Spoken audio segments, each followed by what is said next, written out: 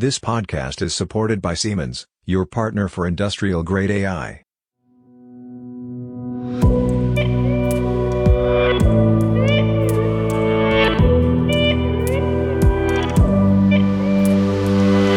Hello everybody and welcome to a new episode of our Industrial AI podcast. My name is Robert Weber and it's a pleasure to talk to Dr. Gabriel Krummacher from Zyke. Hello Gabriel. Hi Robert. You have been already in our podcast, I think it's a year ago, and there you talked about machine learning models and medical products. And today we are talking about large language models, and of course we need to talk a little bit about ChatGPT and GPT.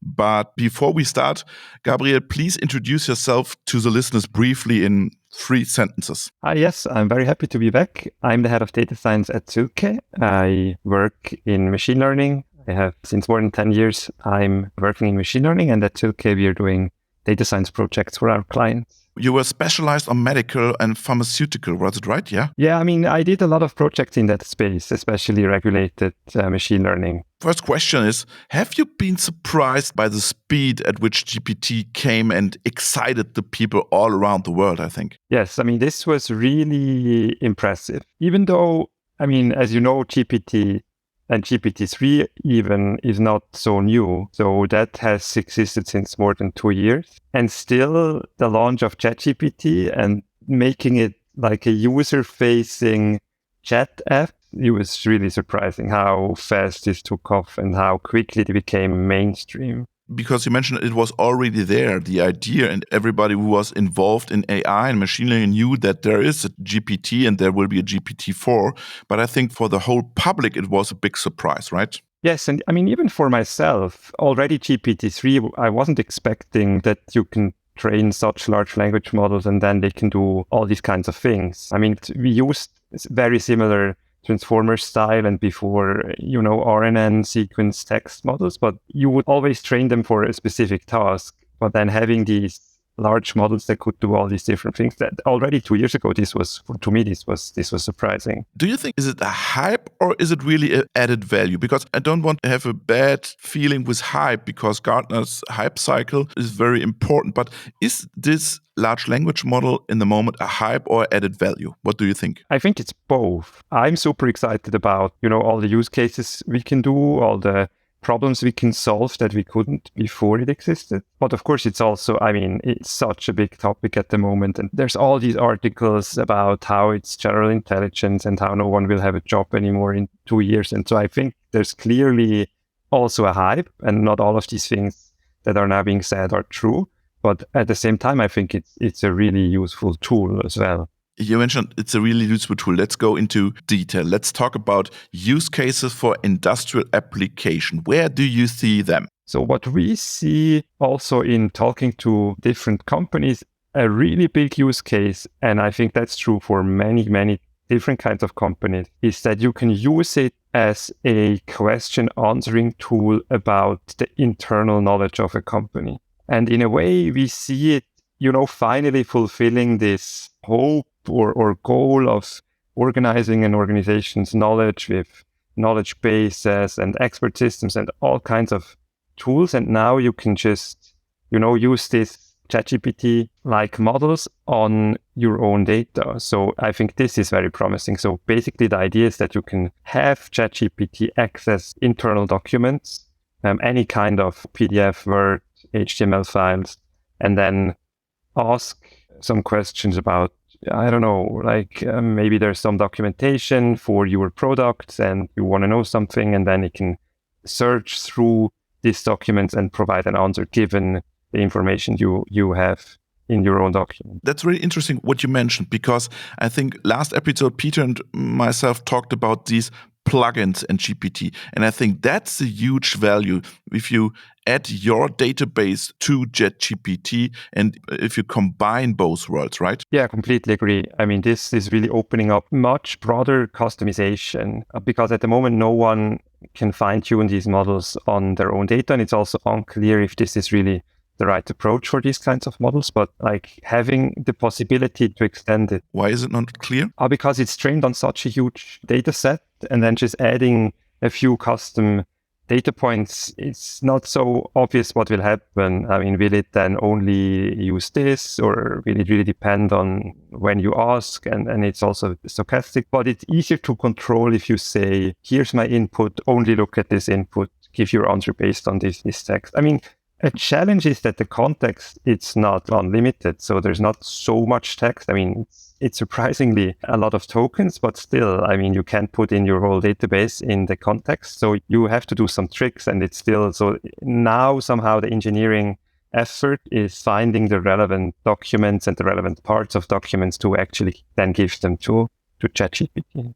Can you explain us a little bit the technical process, how to combine those worlds? Yeah, so essentially what you do is you index all your text data by split into fixed length text block, and then you compute embeddings. And I mean, OpenAI also has, you can use these models, these large language models also to compute text embeddings, which give you nice vector representations of your text. And then you can use this. So now you, of all your documents and all your text, you have vector representations. You can then use this to compute distances. And then you find the most similar text blocks to your question. Take these text blocks, give them to ChatGPT in the context as input, and say, here's some information. Here's my question. Can you answer that question based on the information I gave you? And if not, say you cannot answer.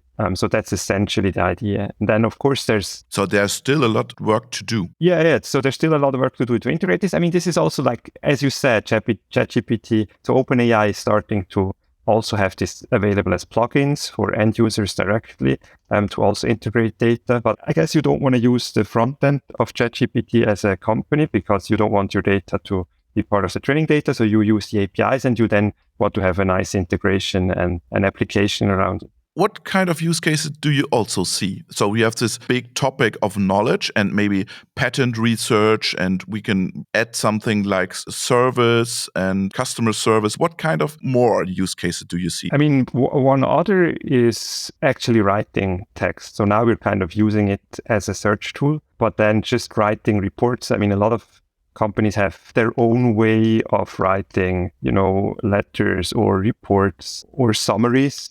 And then you could do the same trick of saying, here's 3 examples of how we write these. Can you, given my notes, can you write this report? I think that's also something that's very general and very useful in many companies. Financial reports, or what do you mean? Standard reports? Yeah, I mean, maybe not necessarily financial reports. Maybe it's just other kinds of internal reporting. And then what we also see and have already started doing is, so OpenAI also has this open source tool called Whisper that is very good at transcribing text. And so it basically opens up the world of voice. So you can also use it to record, transcribe, for instance, a dialogue, and then you can use ChatGPT to summarize it.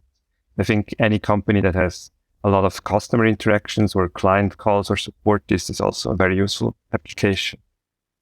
From my perspective, the most things are still focused on the office side of companies, right? Yes, I agree. I mean, I guess wherever there's text or a lot of text, where you need to write something or find something based on text. What do you think will be an impact on human-machine interfaces when people work together with machines? Do you think there will be an impact on this? That's a very good question. I agree. I mean, I think there will. At the moment, I guess I would be a bit worried if I would have like a direct interface to some machine and I control it with text. But on the other hand, I mean, people are starting to use it like they use Siri. I mean, they're building this personal assistants, which the tool is very much lends itself to. So I guess if we manage to better control the output, I mean, there's ideas of how you could do this. Can I explain the idea? Yeah, I mean, you could try to restrict the actions. You don't want it to give it like uncontrolled access to the internet, for instance. But if you control a machine, you could say, here's my list of actions that can be executed, and then you can ask it to choose from these actions or things like this. Or I guess we will also have to invent new interfaces or just new ways of interacting with machines where you have some suggestions, but you also need to be able to control and automate it. I think this is going to be very interesting. Maybe you remember when the iPhone was introduced, nobody believed that this will impact the HMIs in factories. And when you now go into a factory, modern human-machine interface looks like an Android or an Apple HMI on your smartphone. So I think there will be something that they need to adopt in the industrial sector, because the consumers are doing this the whole day with their smartphone, or then with a ChatGPT or GPT. I think they want to have it in the end. Oh, I completely agree. I mean, you're absolutely right. People will get used to controlling something through text or, I guess, voice, and not on these classical user interfaces, and they will become a more widespread way of doing human-computer interaction, yes. I was talking to some listeners a few days ago, and they told me they are simplifying their code with ChatGPT and GPT. Does that make sense from your point of view, to simplify code? Yeah, I mean, Copilot is also a good example. Can you explain what is it, Copilot? So Copilot is using this codex model of OpenAI, and it's also a language model, but it's trained on not on natural language, but on code. So it's trained on all of GitHub, which Microsoft conveniently also bought. Yeah, everything is Microsoft, right? Yeah, exactly. I mean, this was really smart. They have this LinkedIn, they have this OpenAI, they have this GitHub. So it's a huge database, right? Yes. Yeah. This is really valuable to them. And so basically, you can use it to generate code instead of text. And this is also, I don't know, like a year ago or so, people start using it. And it's also, in a way, it's similarly surprising how well it can program. So for smaller functions, you can just write the name of the function, the arguments, the comment, like write in natural language, it's what it should do. And then it gives you the function. And I mean, I think ChatGPT can also do it. You can say, can you write me a front end? And it does more than even just one function. This is very useful. So we've seen this also, how people use it for programming, and it really makes you more efficient. It gives you, especially for simple tasks, or where there's a lot of boilerplate, things usually work the same. It's very good at writing code for this. Do you already use that, or your colleagues? Yes, so we do. I mean, this has one problem, that it's trained on GitHub, and not all the code on GitHub is licensed for commercial use, and so there might be copyleft. That's important, yeah. Yes, and so you need to be aware of this. So you don't want to let it write larger code, because maybe that's code that has a copyleft license, and so this is a bit tricky. And we work a lot with clients, and so of course we can't just use it. Like we will need to also talk to the client if that's a risk they want to take. It's similar to open source. So for open source, you also want to understand what are the licenses and things like this. So this makes it a bit more complicated. One more question is, OpenAI is not open. And in my opinion, I think industrial companies will use in the future language models like Llama or Alpaca or whatever. Is it right, or is my feeling totally wrong that they will build their own language models and build their own products with that? I would also expect this. I mean, at the moment, there's no open source large language model on a similar scale available. So Llama and Alpaca, they all have the problem that there's still, like, all the way that the model itself is research only. So you can't use it for commercial purposes. And also the code of some of these models is not licensed in a permissive way. But I also expect that this will happen. I mean, we've seen it with DALL-E, the generative image models. It was like, what was it, like 4 months? And then Imad and his company, they had this open source stable diffusion model. It hasn't happened so far for the large language models. But what we've seen with Alpaca and Llama is that people manage to make them much smaller, and then also fine-tune them to make this jet-like interface with these models, and then run them on their MacBooks. So I would expect that at some point in the future, someone will open source it. I mean, maybe it's Google, maybe it's Facebook, maybe they will fall behind in competition with OpenAI and Microsoft, and then maybe for them it's more valuable to have give everyone free access to a large language model instead of having them all be customers of Microsoft and OpenAI. So who knows? And then, yes, I mean, that's going to be super exciting, because then companies can fine-tune these smaller models, can run them on-site. What is then possible for industrial companies? I mean, the nice thing is that you don't have to send data to the cloud anymore. So you can have it much closer at the edge also of where your data is. And then again, could think of how we use these models a couple of years ago. So maybe then fine-tuning, if the model is smaller, that's then maybe, again, something that people will do. Do you work on large language models at Züge? We do use them. So since always, we've used the earlier versions of these transformer-style models, and now we have quite a few projects where we also use ChatGPT. So we've used GPT-3 already, but now we are, especially this use case of using internal documents for yourself, this is something that we do a lot now. But this is not magic, right? This is a lot of work to do, and then you have this model, right? It's not as complicated as you do a reinforcement learning for a shop floor. No, I mean, the machine learning is there's not a lot of machine learning anymore. Yes, there's much more using it as a tool and then building applications around it. Are you a little bit frustrated by that? Because you are a data scientist and you want to do the fancy stuff, and now somebody comes around the corner and says, oh, I have this large language model. Now we can do the knowledge management. Please, Gabriel, do it. Yes, I mean, not as frustrated as natural language processing researchers. I actually not. So we can solve all these exciting use cases. So to me, I'm just more excited about what we can do with it than frustrated about not training my own text model. There's still so many other machine learning use cases where there's no general model that can just do it. So I'm just excited about all the possibilities. That's really interesting, important at the end. We talk a lot yet now about language models, but we have a lot more of use cases in the industrial sector we cannot solve with large language models, right? Yes, absolutely. And I mean, we also see people that are like, oh, we have this ChatGPT. Can we ask it how we need to set the parameters of our machine and things like this? And I'm like, no, but that's a very good use case. And we could use, traditional machine learning to maybe solve this and to look at, how do you need to, if you want to get a certain quality for your outputs of your machine, how you need to set the parameters. We can record all this data and then train a specific model for this. So I think there's still a lot of use cases, especially also in the industrial sector, where you cannot solve them with ChatGPT, but you can maybe solve them with data science and machine learning. Why do you think that? Because OpenAI announced that they now will invest in robotics and in humanoid or android robotics. Why they want to go this way now?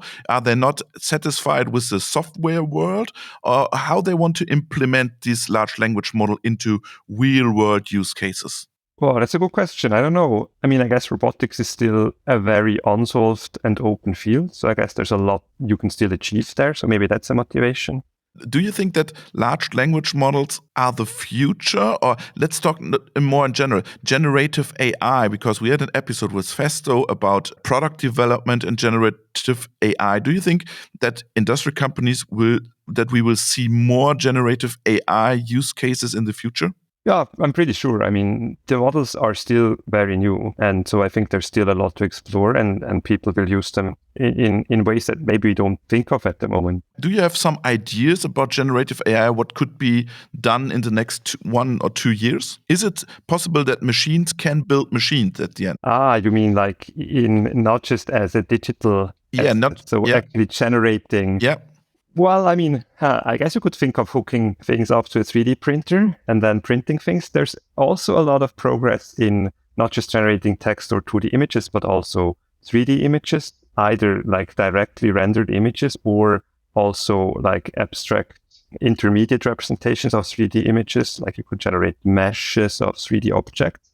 And I guess, why not? I mean, I haven't seen anything like this yet, where you would then also directly produce something, but I mean, I wouldn't exclude it. Yesterday, there was this open letter from Gary Marcus and many others.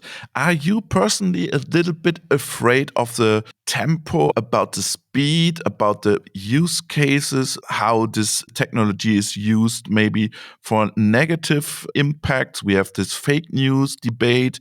Are you a little bit afraid of this? Yeah, I mean, it's certainly not risk-free, what's happening at the moment. I don't think this, saying we will stop doing research, to me, it sounds like this is not possible. It's not the way where we can just say we stop progress. What's super important is that these models are used responsibly. I mean, they're tools. It's probably not a good idea to just hook them up to the internet and let them send emails. And also at the same time, I mean, this also goes into these ChatGPT plugins, which are super useful, but then people maybe shouldn't just give access to all their emails or all their data to this web application. I think that's also a risk. So people are now super excited and are just using it, maybe without thinking too much about also data security. So yeah, I mean, there's probably going to be some big cases of data leaking because people just plug these things in. And as you said, I mean, of course, they generate text very convincingly human sounding. We will get emails, written pictures as well, exactly. I mean, I just read of someone who got a review of his research paper with references that he should include that were made up. So probably someone outsourced his reviewing duty to ChatGPT. So, and also in schools and universities, I mean, we have to rethink how we teach, how we can use these models. It used to be that you couldn't give, a take-home task where you needed to do math because people could use MATLAB or a calculator, but you could do essays. And now you cannot do essays anymore. So people have to think of different ways how we teach these skills. At the beginning, we talked about your first podcast we did together, and this was in a field of high regulation. Do you think there will be now a push to regulate more AI because the policymakers recognize, there's something coming. We are far behind now, and now we want to regulate it very strictly. What do you think? What is your feeling? You mean that there's some kind of backlash regulatory-wise? Yeah, who knows? I mean, the EU was already, I think it's still a draft, but there was already since years this regulation on AI also outside of the medical sector. I guess this probably also got caught off guard a bit. So I don't know if this needs to be updated now. It's the AI Act, you mean, right? Yes, exactly. Yeah. Yes. Because you are based in Switzerland, we need to add this because you're not involved in this topic, right? Yes. Yeah. In December, it will be published, I think. Yeah. Okay. Yeah. But do you think that there will be more pressure on regulation now? Probably. I mean, already, I guess you can see this with this letter. People are starting to be concerned. So I guess also policymakers will start thinking about how to deal with this. But they suggested, I think, a code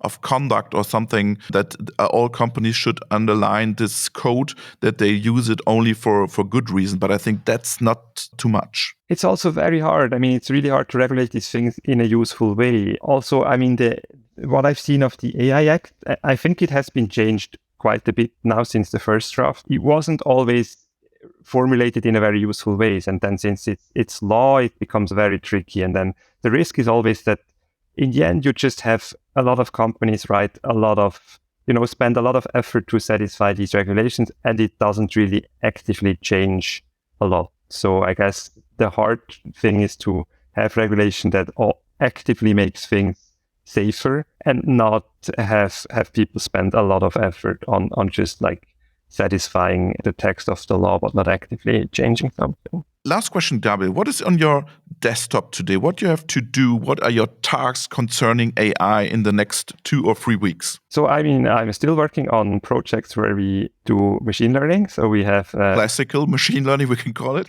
Classical machine learning. We're doing computer vision. So you still do that? Yeah, so we still do that. It's not just text, but then as well, I mean, so I'm working on ChatGPT, like building an application that we can use internally ourselves on our data. So we can have our employees ask questions about our documents, and then maybe they don't need to send so many emails to ask questions that would actually already they could answer themselves if they would look at all our internal documentation.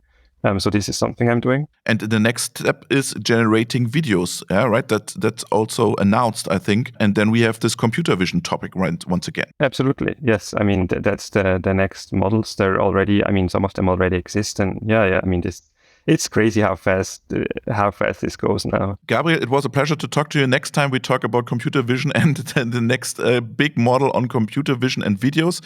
It was a pleasure. Greetings to Switzerland. Take care. Bye-bye. Absolute pleasure. Thanks a lot for having me. Have a nice day. Bye, Robert.